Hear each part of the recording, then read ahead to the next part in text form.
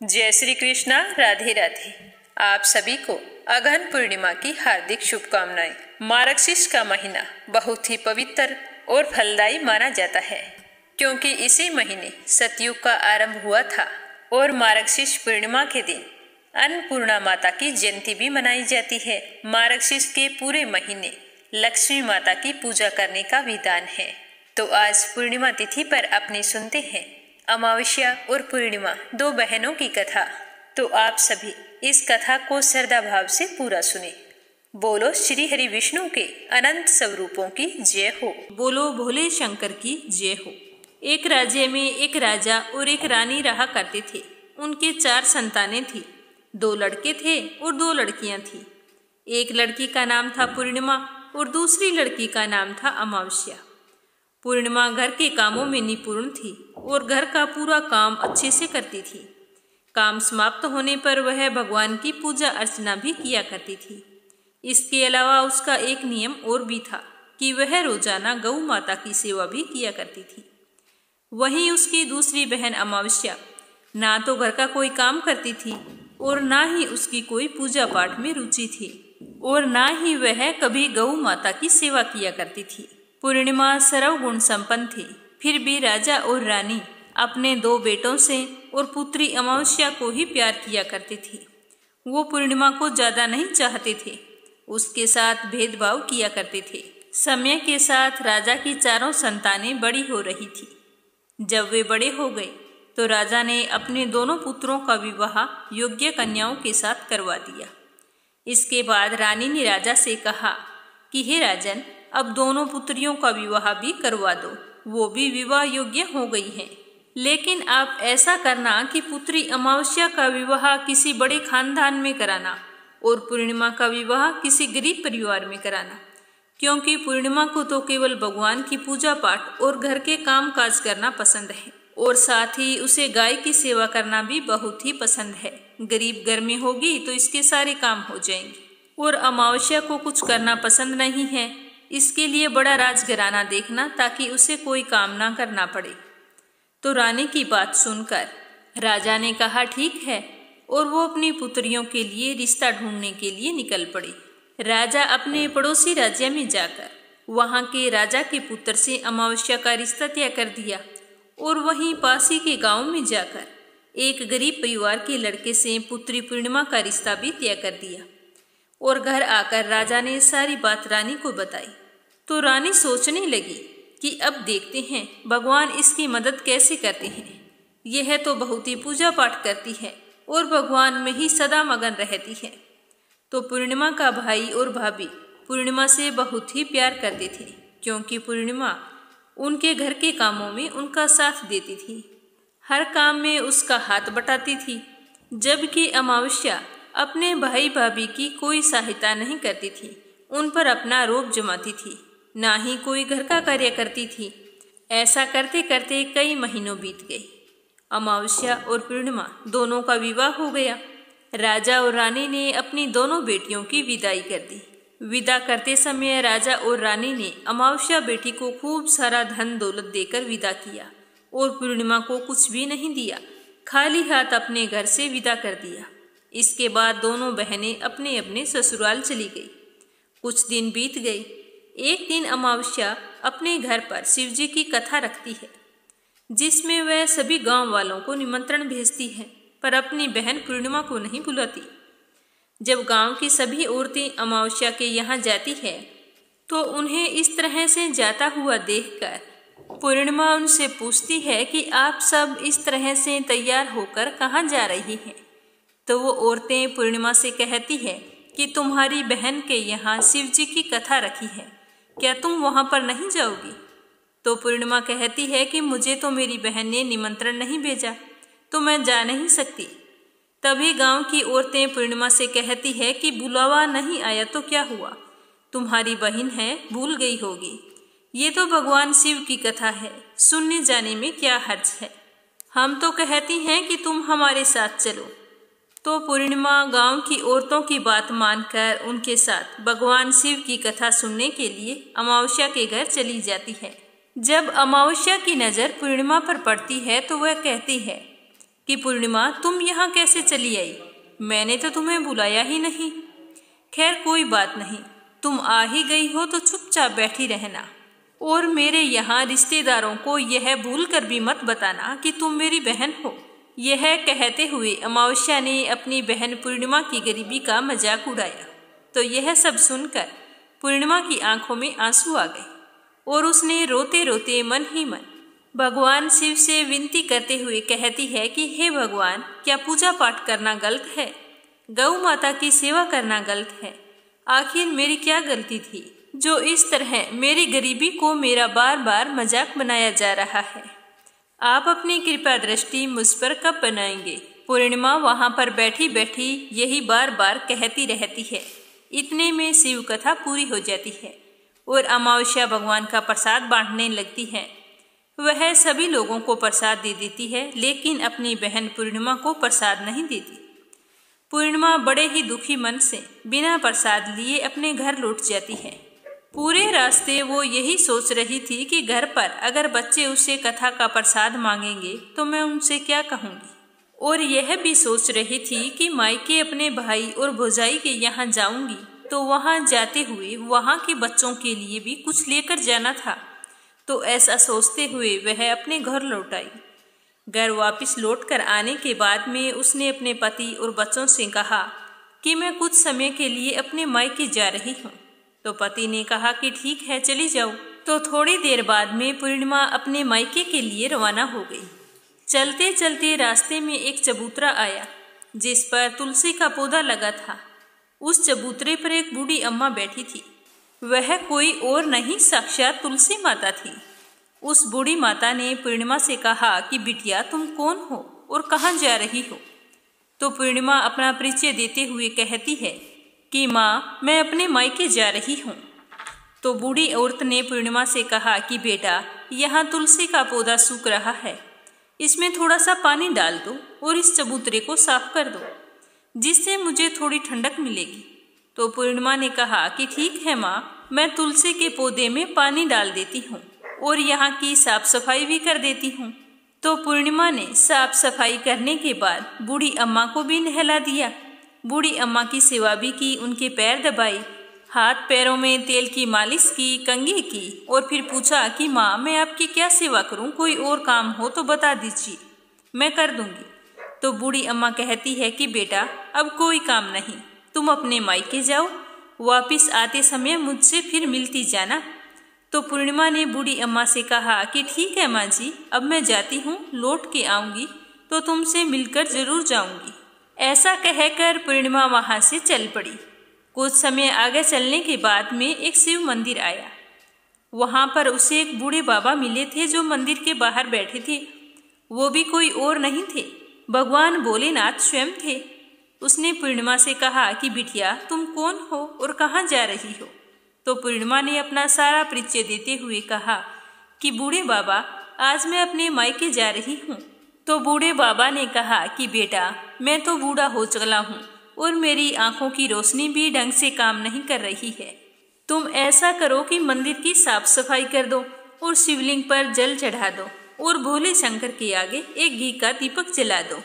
तो पूर्णिमा ने कहा ठीक है बाबा। यह कहकर पूर्णिमा ने पूरे शिव मंदिर की सफाई कर दी और भोले शंकर की विधिवत पूजा करते हुए बूढ़े बाबा से कहा कि बाबा, कोई और काम हो तो बताइए। तब बूढ़े बाबा ने कहा नहीं बेटी, अब तुम जाओ, वापिस आते वक्त मुझसे मिलते हुए जाना। तो पूर्णिमा ने कहा कि ठीक है बाबा, अब मैं जाती हूँ, आते हुए तुमसे जरूर मिलकर जाऊंगी। तो ऐसा कहकर वो वहाँ से आगे चल पड़ी। तो आगे चलते चलते पूर्णिमा को एक काली माता का मंदिर दिखाई दिया। वहाँ पर भी एक बूढ़ी अम्मा चबूतरे पर बैठी हुई थी। तो उस बूढ़ी औरत ने पूर्णिमा से कहा कि बेटी, तुम कौन हो और कहाँ जा रही हो? तो पूर्णिमा ने उस बूढ़ी औरत को भी अपना सारा परिचय दिया और बताया कि मैं अपने मायके जा रही हूँ। तो वह बूढ़ी औरत सुनकर कहती है कि बेटा, अच्छी बात है, लेकिन तुम ऐसा करो, यहाँ पर पूजा पाठ करने के लिए तो सभी आते हैं, लेकिन मंदिर की साफ सफाई कोई नहीं करता। इसीलिए तुम ऐसा करो, मंदिर की सफाई कर दो और चबूतरे की भी साफ सफाई कर दो। तो पूर्णिमा ने कहा कि ठीक है माँ जी, यह कहकर पूर्णिमा ने पूरे मंदिर की और चबूतरे की साफ सफाई कर दी और पूजा पाठ भी की और उस बूढ़ी माता का श्रृंगार भी कर देती है।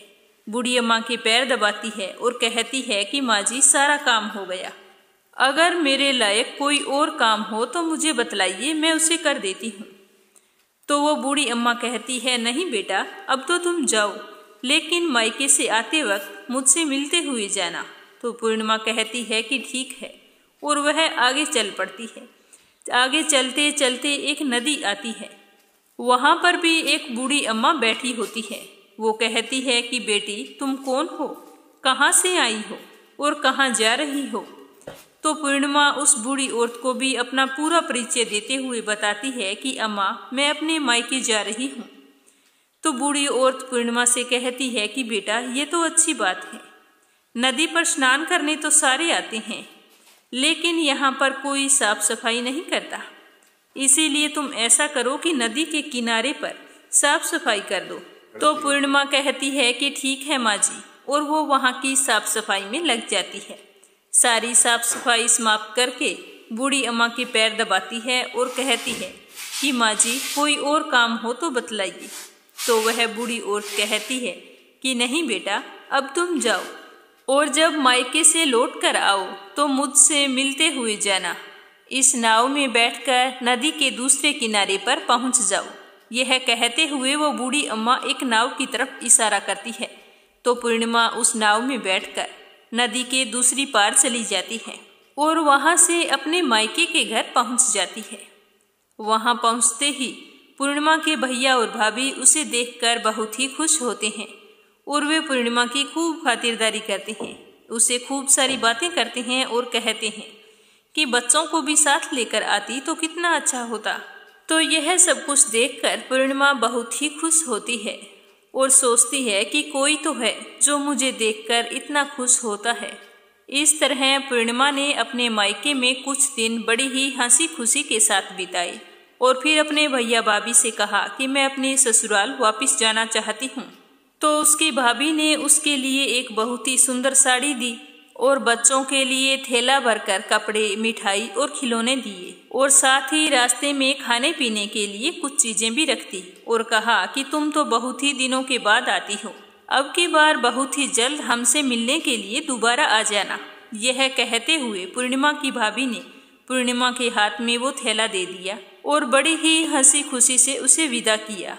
इस तरह पूर्णिमा अपने ससुराल के लिए रवाना हो गई और उसी नदी के किनारे पहुंची और नाव में बैठकर दूसरे किनारे पर उतर गई। वहां उतरने के बाद वहां पर उसे वही बूढ़ी अम्मा मिली जो साक्षात गंगा मैया थी। उस बूढ़ी अम्मा ने पूर्णिमा को एक थैला दिया और कहा कि तुम इसे घर जाकर ही खोलना। अब पूर्णिमा के पास 2 थैले हो गए थे, एक तो उसकी भाभी ने दिया और दूसरा गंगा मैया ने दे दिया। तो उन दोनों थैलों को लेकर आगे चल पड़ी।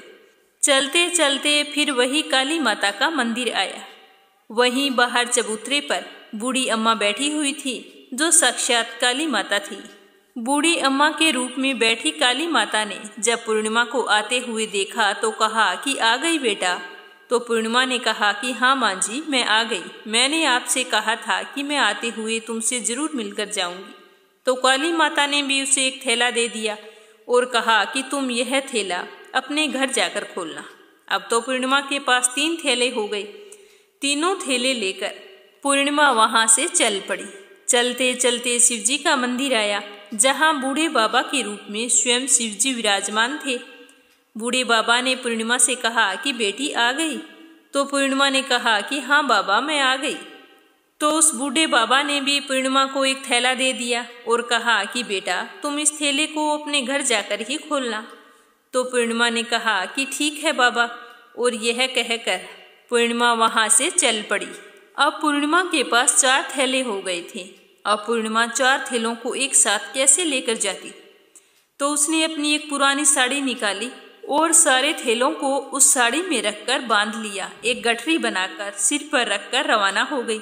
चलते चलते उसे फिर रास्ते में तुलसी माता बूढ़ी अम्मा के रूप में मिलती है और कहती है कि पूर्णिमा तुम आ गई। तो पूर्णिमा कहती है कि हाँ माँ जी, मैं आ गई। मैंने तुमसे कहा था कि मैं आते हुए तुमसे जरूर मिलकर जाऊंगी। तो वह बूढ़ी अम्मा कहती है कि बेटा, मैं तो तेरी ही राह देख रही थी। ना जाने कितने दिन हो गए तुम्हें गए हुए। तुमने अच्छा किया जो मुझसे मिलने के लिए आ गई। यह कहते हुए बूढ़ी अम्मा उसे एक थैला देती है और कहती है कि बेटा, ये थैला ले जा और अपने घर जाकर ही खोलना। तो पूर्णिमा कहती है कि ठीक है माँ जी, जैसा आपने कहा मैं वैसा ही करूँगी। ये कहते हुए पूर्णिमा वो 5वां थैला वहाँ से लेकर रवाना हो जाती है। अब एक गठरी सिर पर और एक थैला हाथ में लिए जैसे ही वो अपने ससुराल के घर पहुँचती है तो उसे देखकर उसके बच्चे बड़े ही खुश होते हैं और कहते हैं कि माँ, मामा के यहाँ से क्या लेकर आई हो, हमें जल्दी से दिखाओ। हमें तो लगता है खूब सामान लेकर आई हो अब की बार।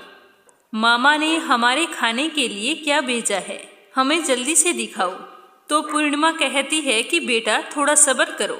ये कहते हुए पूर्णिमा अपने सर पर से गठरी को नीचे रखती है और उसे खोलकर सबसे पहले अपने मायके का थैला खोलकर देखती है तो उसमें बच्चों के लिए अच्छे अच्छे कपड़े, खाने पीने के सामान, बच्चों के खेलने के लिए खिलौने और कुछ गहने भी रखे थे।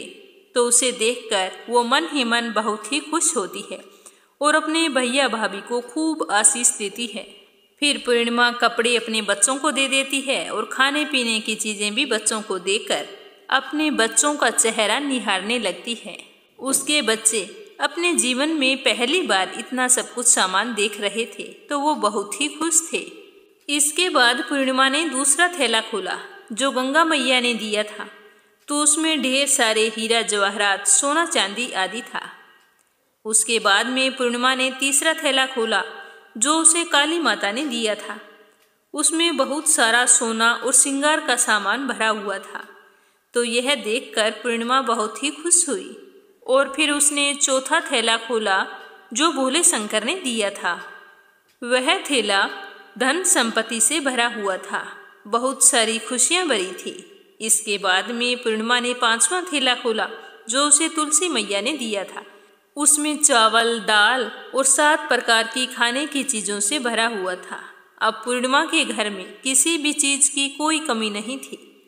उसका घर धन धान्य से भरा हुआ था और परिपूर्ण था। अब पूर्णिमा और उसका परिवार सुखपूर्वक जीवन व्यतीत करने लगे। तो पूर्णिमा के मन में एक दिन विचार आया कि क्यों ना मैं भी शिव जी की कथा करवाऊं। तो उसने भी शिव जी की कथा का एक कार्यक्रम रखा और पूरे गांव वालों को निमंत्रण दिया। घर घर जाकर सभी लोगों को बुलावा देकर आई।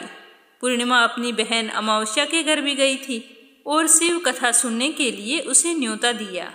तो अमावस्या ने जब पूर्णिमा को देखा तो वह सोचने लगी कि इसके इतने गहने पहने हुए हैं, इतने सुंदर वस्त्र पहन रखे हैं, इसका घर तो बहुत ही गरीब है, फिर इतना सब कुछ इसके पास कैसे आया, ये जानने के लिए इसके घर तो जाना पड़ेगा।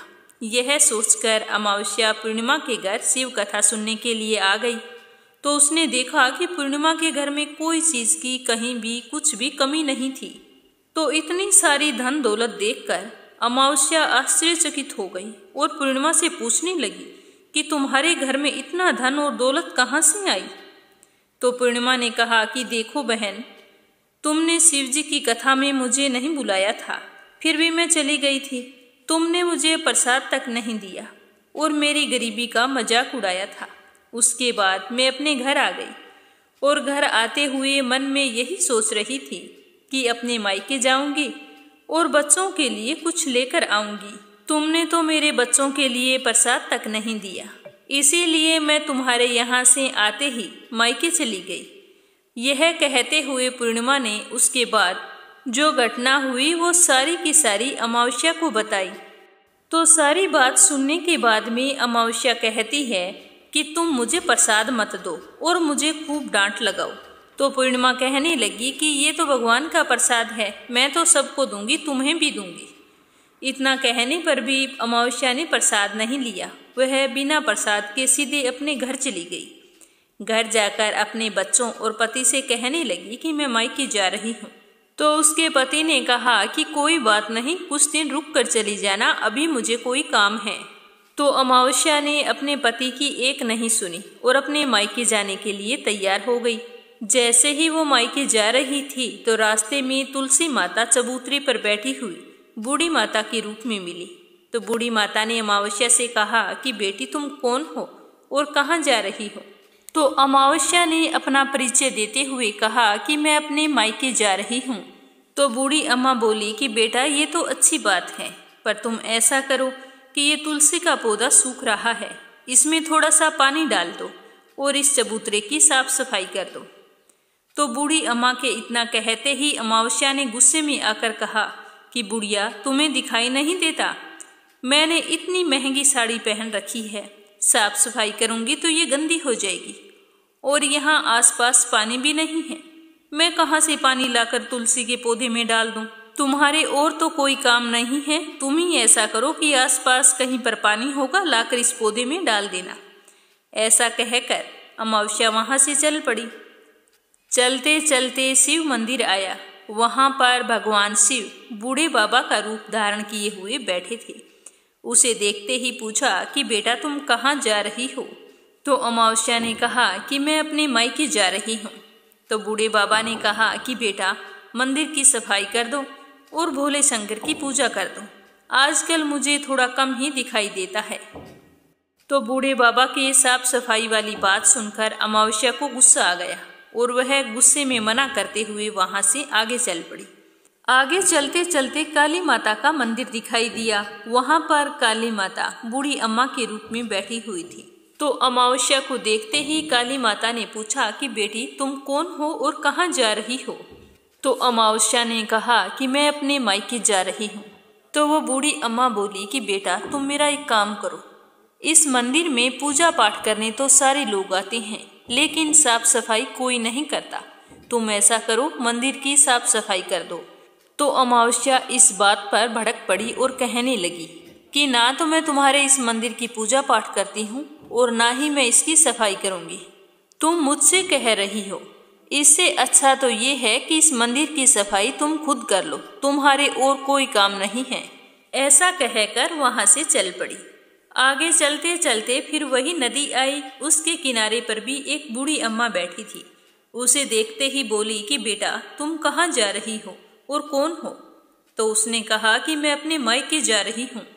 तो बूढ़ी अम्मा ने कहा कि बेटा ये तो अच्छी बात है, तुम मेरा एक काम कर दो, इस गंगा नदी में स्नान करने तो सारे आते हैं, पर इसके किनारे सफाई कोई नहीं करता, तुम ऐसा करो यहाँ की साफ सफाई अच्छे से कर दो।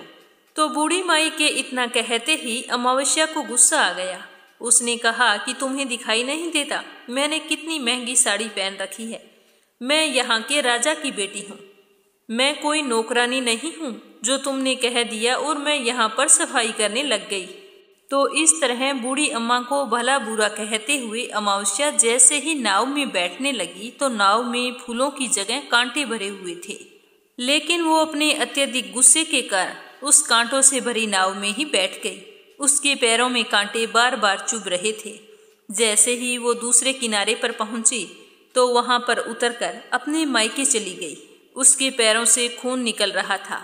तो उसके भाई और भाभी ने उसे देखा तो उसके पैरों के बारे में कुछ नहीं पूछा और मन ही मन कहने लगे कि काम की ना काज की, ढाई मन अनाज की, अब आ ही गई तो ठीक है, अब क्या कहना। पूर्णिमा तो हमारे काम काज में हाथ बटाती थी, ये तो कुछ करने वाली तो है नहीं, इससे ज्यादा बातचीत करना ठीक नहीं, बात नहीं करेंगे तो जल्दी ही वापस चली जाएगी। ऐसा सोचकर उन्होंने अमावस्या से ज्यादा बातचीत नहीं की और जल्दी जल्दी खाना बनाया, खा पी कर सारे सो गए। अमावस्या जब सुबह उठी तो उसने अपने भाभियों से कहा कि भाभी मैं ससुराल जा रही हूँ। तो उन्होंने कहा कि ठीक है जाओ। तो अमावस्या बोली कि पूर्णिमा को तो आपने एक थैला दिया था और मुझे कुछ नहीं दोगी। तो भाई और भाभी ने कहा कि तुम जाओ, तुम्हारा थैला तुम्हारे घर पहुँच जाएगा। फिर अमावस्या वहां से चल पड़ी और चलते चलते नदी के किनारे पहुंची तो वहां पर गंगा मैया बूढ़ी औरत का रूप धारण किए हुए बैठी थी। बूढ़ी माँ ने कहा कि आ गई बेटी। तो अमावस्या बोली कि हाँ मैं आ गई। कुछ देर तक अमावस्या वहां पर खड़ी रही। बूढ़ी अम्मा ने उसे कुछ भी नहीं दिया। तो अमावस्या बोली कि पूर्णिमा को तो तुमने बुढ़िया एक थैला दिया था, मुझे नहीं दोगी क्या। तो बूढ़ी अम्मा ने कहा कि तुम घर जाओ, तुम्हारा थैला तुम्हारे घर पहुंच जाएगा। तो वह वहां से चल पड़ी। आगे चलने पर उसे काली मैया मिली। उसे देखते ही अमावस्या ने कहा कि मेरा थैला कहाँ है? तुमने पूर्णिमा को एक थैला दिया था। तो काली अम्मा के रूप धारे बूढ़ी अम्मा बोली कि तुम अपने घर जाओ, तुम्हारा थैला तुम्हारे घर पहुंच जाएगा। तो ये सुनकर अमावस्या वहां से चल पड़ी। चलते चलते रास्ते में फिर वही शिव मंदिर आया। वहां पर भोले शंकर बूढ़े आदमी का रूप धारण किए हुए बैठे थे। उन्हें देखते ही अमावस्या बोली कि मेरा थैला कहाँ है? तो बूढ़े बाबा ने कहा कि तुम घर जाओ, तुम्हारा थैला तुम्हारे घर पहुंच जाएगा। तो अमावस्या वहां से भी आगे चल पड़ी। आगे चलते चलते उसे तुलसी माता बूढ़ी अम्मा का रूप धारण किए हुए वहां पर बैठी हुई मिली। तो अमावस्या को देखते ही कहा कि आ गई बेटी। तो अमावस्या ने कहा कि हाँ, मैं आ गई। मेरा थैला कहाँ पर है? पूर्णिमा को तो आपने थैला दिया था। तो अमावस्या की बात सुनकर तुलसी माता ने कहा कि तुम अपने घर जाओ, तुम्हें तुम्हारा थैला वहीं पर मिल जाएगा। तो अमावस्या वहां से जल्दी जल्दी अपने घर की ओर चल पड़ी।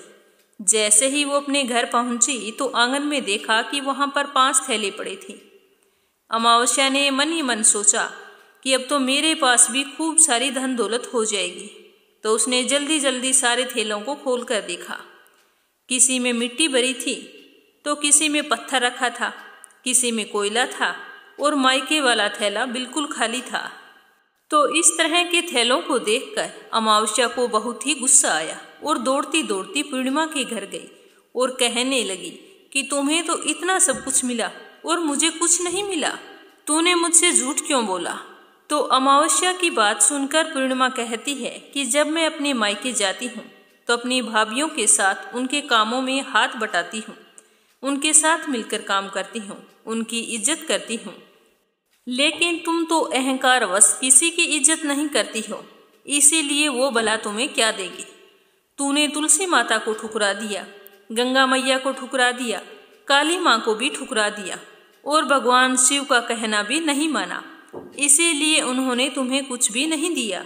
मैंने उन सब का कहा हुआ काम बड़े ही श्रद्धा भाव से किया था, इसीलिए ये सब कुछ मुझे प्राप्त हुआ है।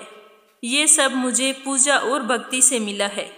तो ये सब सुनकर अमावस्या कहती है कि बहन, मुझे माफ कर दो, मैंने तुम पर हमेशा अत्याचार किया है। माँ ने भी हमेशा हम दोनों के बीच में भेदभाव रखा था। आज मेरी आंखें खुल गई है, मुझे कुछ नहीं मिला कोई बात नहीं, पर मैं भी भगवान की भक्ति करना चाहती हूँ और भगवान की भक्ति करके सब कुछ प्राप्त कर लूँगी। इन सब चीज़ों का रहस्य बताओ। तो पूर्णिमा कहने लगी कि तुम 3 सूत्र का ज्ञान ले लो और उसकी कथा करना। पहले सूत्र में दया मांगना, दूसरे सूत्र में कथा मांगना और तीसरे सूत्र में 108 बार ओम नमः शिवाय का जाप करना। बहन, ये सूत्र भगवान ने स्वयं दिए हैं, इसीलिए तुम इनको अपने हृदय में बसा लेना। मैंने भी इन 3 सूत्रों को अपने जीवन में अपनाए थे और सच्चे मन से भगवान की भक्ति और पूजा पाठ की थी। तभी तो मुझे इतने गरीब घर में ब्याहने के बाद भी आज मेरे पास सब कुछ है और तुम्हारा एक अमीर घराने में विवाह होने के बाद भी आज सब कुछ नष्ट हो गया है। तो ये तीनों सूत्र अपने मन में रखकर अमावस्या अपने घर चली गई और भगवान की पूजा पाठ करने लगी और भगवान शिव से माफी मांगते हुए कहा कि हे भोले शंकर, मुझे माफ कर दो जो मैंने अपनी बहन पूर्णिमा पर इतने अत्याचार किए। शिव कथा में वो बिना बुलाए आई, फिर भी मैंने उसका अपमान किया, मुझे माफ कर दो। अब मैं पूरे विधि विधान से पूजा अर्चना किया करूँगी। और फिर वो गौ माता की सेवा भी करने लगी और दूसरों की मदद भी करने लगी, जिसकी वजह से उसका घर धन धान्य से परिपूर्ण हो गया। बोलो भोले शंकर की जय हो, बोलो विष्णु भगवान की जय हो। तो ये थी अमावस्या और पूर्णिमा 2 बहनों की कथा, जो अमावस्या के और पूर्णिमा के व्रत में अवश्य सुननी चाहिए। कथा समाप्त होते ही भोले शंकर और विष्णु भगवान का जयकारा अवश्य लगाना। हे भगवान, कथा कहने में या फिर सुनने में अगर कोई भूल चूक हो गई हो तो क्षमा करना और अपने भक्तों पर अपनी कृपा दृष्टि बनाए रखना। जय श्री कृष्णा। राधे राधे।